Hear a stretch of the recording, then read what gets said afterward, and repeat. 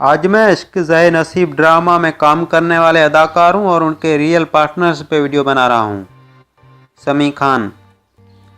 समी खान पाकिस्तान के मशहूर अदाकार और मॉडल हैं। इनका पूरा नाम मंसूर असलम खान याजी है। समी खान ने 2009 में शादी की। इसकी रियल पार्टनर का नाम शानज़े खान है। जाहिद अहमद। जाहिद अहमद का पूरा नाम जाहिद इफ्तिकार अहमद है। इनका शुमार पाकिस्तान के मशहूर अदाकारों में होता है। जाहिद अहमद ने 2013 में आमना जाहिद से शादी की। इसमें से इनको 2 बेटे हैं। पूरा वीडियो देखने से पहले हमारे चैनल को ज़रूर सब्सक्राइब कीजिए ताकि हमारे आने वाले वीडियो आप आसानी से देख सकें। ज़रनिश खान। ज़रनिश खान पेशे के हवाले से एक अदाकारा और मॉडल है।